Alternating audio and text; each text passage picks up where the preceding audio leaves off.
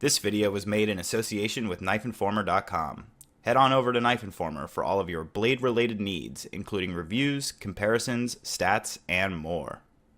What is up, everybody, and welcome to another edition of Collection Commentary. In today's video, we're going to be taking a look at the Zero Tolerance 0055. Now, for those of you who are unfamiliar, this was a collaboration between Zero Tolerance and GTC, and this knife is based on the GTC model, the Airborne. Got a little bit of gunk there. And it's a super cool knife. Its main feature is this SLT flipper. It is a hidden tab flipper. It works kind of like a two-stage trigger. So you do have a spring on the flipper tab, which is holding it in position so that there is no flipper tab to like grab anything in your pocket and stuff like that. And then when you are ready to deploy the knife, you just reduce the tension on the spring and pull it back to the point where you feel real resistance, and at that point it just functions like a normal flipper tab, and you just pull on it like a normal flipper tab. So that's super cool. If you guys haven't seen Epic Snuggle Bunny's video or any other video, when you do disassemble the knife, there is actually 4 sets of bearings in the knife. It's pretty cool. They have a set of bearings. It might actually just be 3, but they have a set of bearings in the spring latch as well as the actual bearings for the pivot of the knife. So that's pretty cool. We do have an aluminum backspacer here in a nice blue, bringing a little bit of a splash of color to the knife, which I can definitely appreciate. And then the rest of the knife is going to be 3D milled titanium. And it's pretty sweet. It's got a nice little spring clip. I am looking to get a Damascus clip done from an Instagram user. Hopefully that'll come around eventually. It's been a couple of months that I've been looking for that. So hopefully we can spruce this up a little bit more with the Damascus clip. But ultimately, Zero Tolerance really knocked it out of the park with the finishing on this knife. They did such a great job. I actually got to handle this at Blade Show, a prototype. Both Epic Snuggle Bunny, Austin, I met him at Blade Show, and he had one that he got his hands on, so I got to try that one, and that got me really excited about the knife, and I knew that I was going to buy one at that point, especially when he told me the kind of price point they were trying to achieve. And then I went over to the ZT booth later and tried out the prototype that they had on hand as well. And so that got me really excited for the knife. So as soon as it came out, I ordered one the first day that they were available on Recon 1 for a completely reasonable price of like, I think, $220.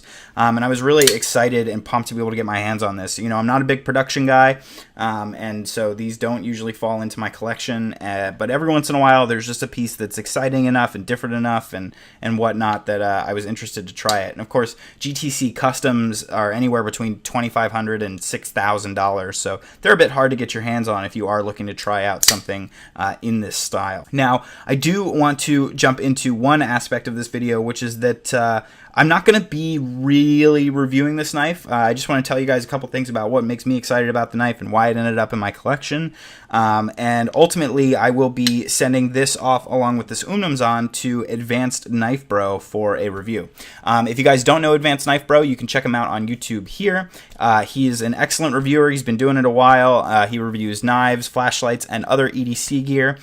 He's got a great sense of humor, and his videos really offer something special and unique to the community. I've been a fan of his for a long time now, and I'm finally going to get the opportunity to meet him and hang out with him. So that's going to be great, and I am going to hand these knives over to him because he does tend to lean towards the production side and the user side of knifedom, whereas I tend to lean more towards the dressier custom stuff. So he is definitely better equipped to give you guys a full overview of the knife, and so in a couple months when those are hopefully uploaded, I will link to those and give you guys an opportunity to see those videos. So as far as I'm concerned, all I want to do real quick is show you guys a nice little size comparison, talk about a couple of the things that really make the knife special to me, and we'll get a weight going too, so just so you guys have a couple of specifications to go off of if you are interested in maybe pulling the trigger on one.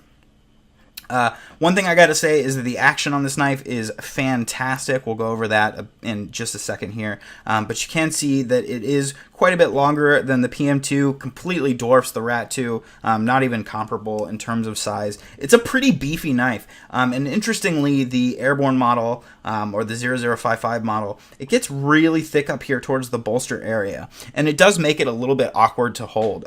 This is not going to be the most ergonomically pleasant knife, so that is something to mention.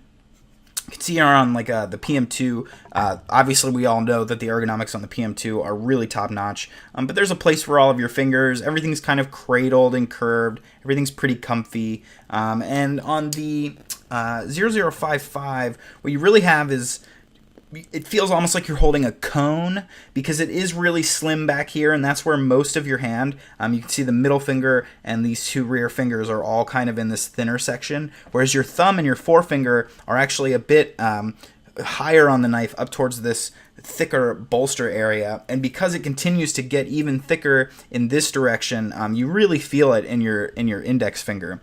So it is a bit of an awkward shape to hold. There's no jimping or anything, so the pinch grip does work fairly well, but again, you are a little bit slippery.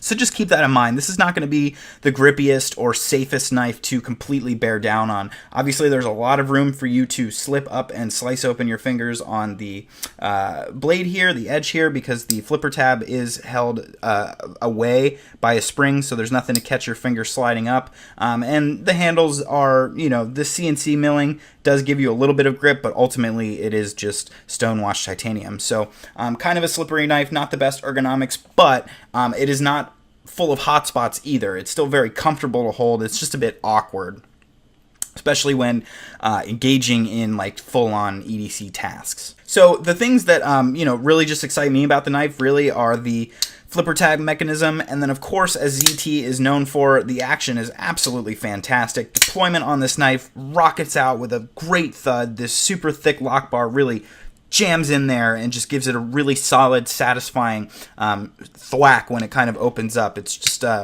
it's really unique sound because the flipper tab gets spring-loaded back into place. So you kind of hear the flipper tab click into place and then, in the same stroke, you hear the blade, jam into place with the lock bar as well. So it's a pretty unique deployment sound, and I think it's got a really cool sound to it. And then, of course, the knife with a light shake just glides shut, super smooth. It is a little bit stiffer because you do have quite a bit of lock bar tension from this extraordinarily thick lock bar, but it doesn't really take much. It's so smooth that even with that added tension, it feels great.